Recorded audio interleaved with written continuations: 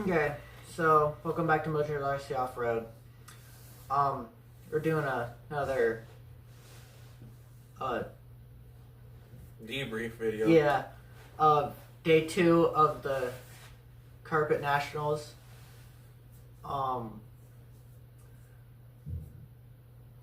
So my last qualifier, the last race I did was pretty good.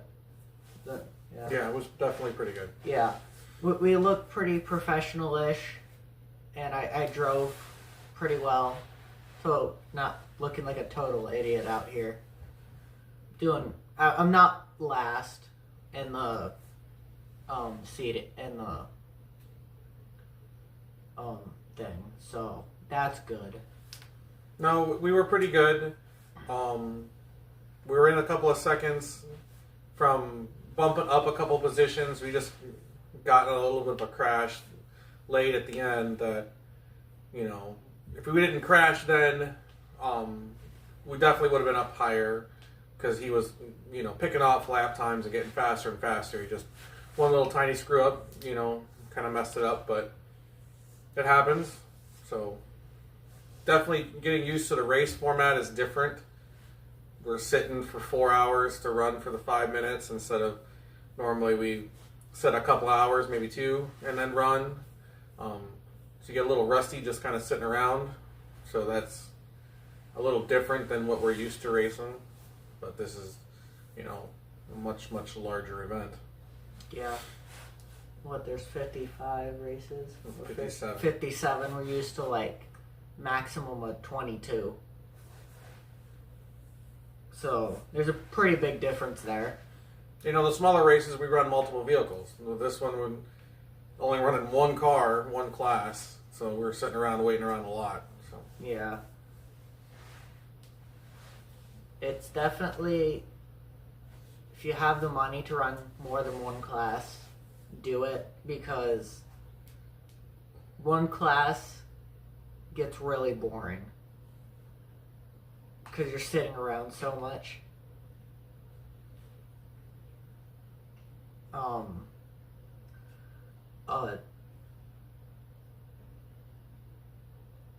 Like the tires, I've never ran on this carpet or the tires before, but I think I've gotten used to it pretty well. It's a lot of traction, and like we're used to running a higher ride height and more aggressive car, but now that the carpet's more aggressive, we had to tone the car down because we were traction rolling, and normally we have 30 weight oil in the front and 40 in the rear, but now we're just running 30 all the way around, so the car is softer. yeah, we've taken some camber out of it, especially in the rear, to loosen it up a little bit and kind of free it up. Definitely on the off power stuff, or on power, I mean, so that it'll rotate quicker. Because this carpet is really bitey. Like you can hear the cars when they go around, like the high speed sweeper. You can just hear them cutting, you just ripping on the carpet. Yeah, I'm on the other side of the driver's stand, and I know when my car's coming through that turn, and just hear it screaming. It's crazy, because normally I'm used to like barely hearing my truck do it on our carpet, and like my buggy's not at all, but yet now my buggy's doing it here just as much as louder than the truck was at our home track. And the track's tighter, so it's harder for me because I've only ran on a big track. Even when I was racing on dirt, we always had a bigger track.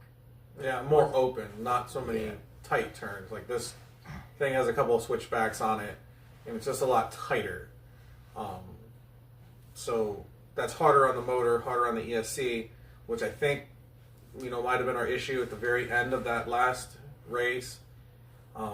He said that it felt like it just died at the very, very end, that last couple of corners. Yeah, Scotty called all stop, and my car went into like a false lipo cutoff. I'm like, what the heck? And he plugged the battery into the charger, and it said we were at 78%. So obviously it wasn't a voltage drop. We didn't check the car because you have to go out and marshal, and I didn't notice it when he did it, or I would have gone and looked at the car. But it has to sit on their marshalling stand, so he can marshal. So by the time we got to the car, it had already cooled off. If it was an overheating issue, but we think it might have been an ESC heating issue, because we pulled the fan off the top of the ESC, and there was some carpet fuzz stuck underneath that in the fins. So yeah, it was stuck in the heat sink. Yeah, we pulled that all out of there and cleaned that all up. I'm gonna give it a shot again tomorrow and see.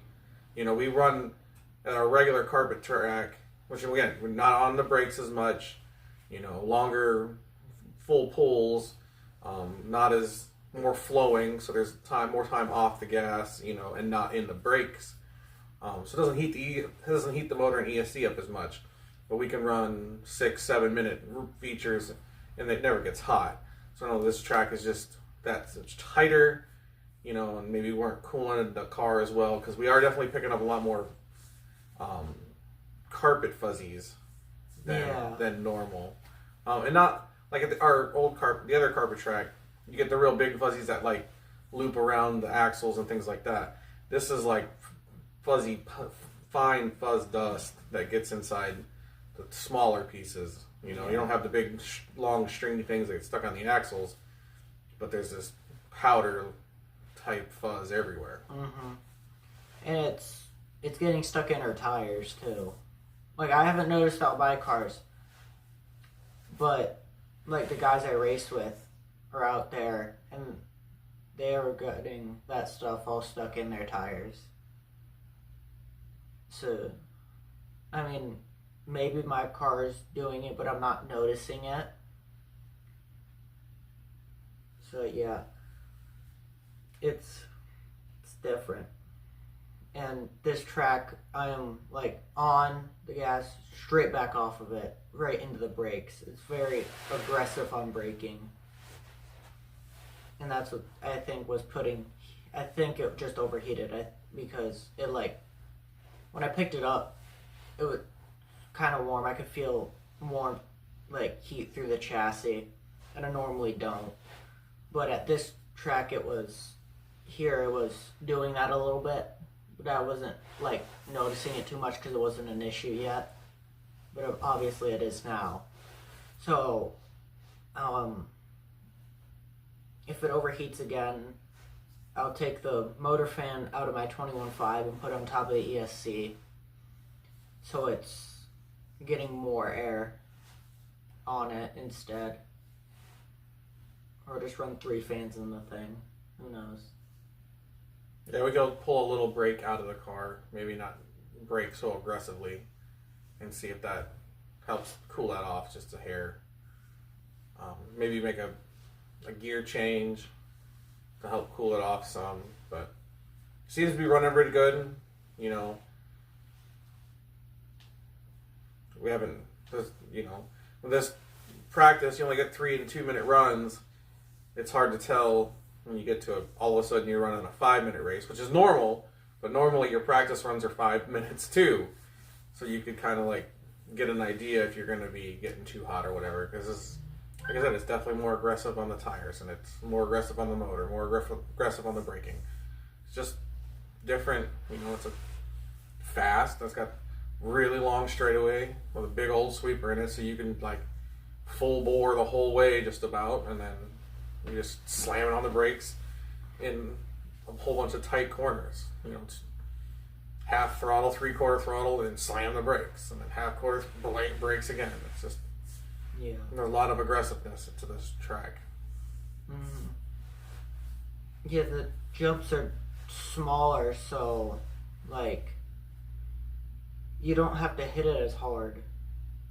So like that's a learning curve, and like normally I'm used to, if there's a tabletop, you're trying to downslope it because that's fast at our track. But here, it's not. You have to lean on top of it and then go. Yeah, because the downslope side of the tabletop is 2 feet away from a corner. Not even. It's like downslope turn. It's like it would. Like I bet the mod cars could do it, and like stadium truck and short course could do it, but like the stock cars, they can't.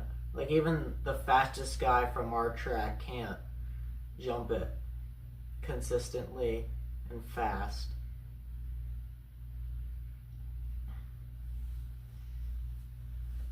Alright, so we're going to be back at it tomorrow. Yeah. Get over there at 6 o'clock. Try to get another quick run in. You know, maybe make some little tiny adjustment on the car. Free it up just a hair more and see if that helps a little bit. Maybe the car is not won't bind. I don't know.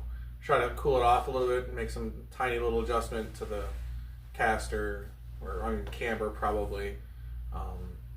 And then, you know, get ready for that second qualifier. You know, trying to get 2 good qualifiers because they go by a point system here to get into the mains. So once again, we're having a good time.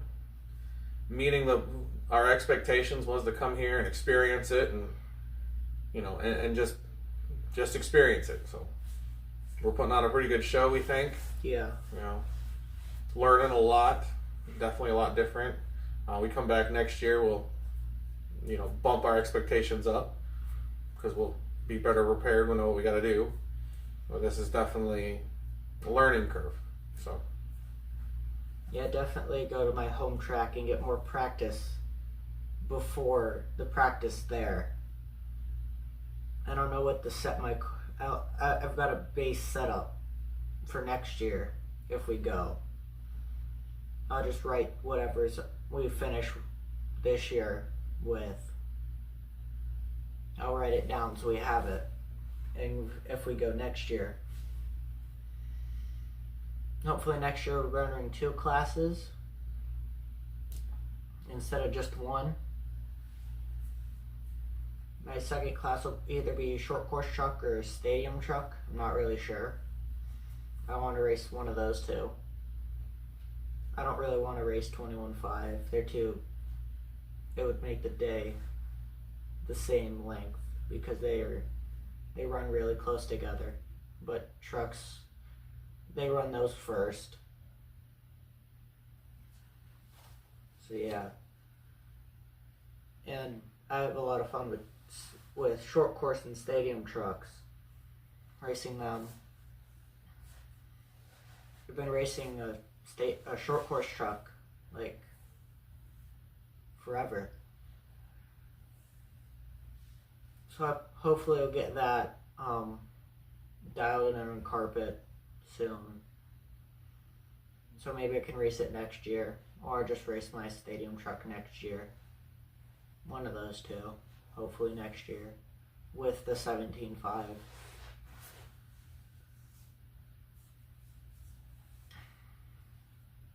Anything else? no, I think we're good. Yeah. So we'll be back at it again tomorrow. Same thing. We probably won't live stream the practice in the morning. But if we go out, if they practice after racing, we'll live stream that. Because we aren't waking everyone up at 6 in the morning. We'll just be at like what? When did we stream? Tonight was 7. Yeah, 7. So yeah, we'll do that. We'll keep posting those videos, those 2 before this. So we'll just do like what we've been doing with the seeding round and qualifier 1. We made 2 videos on just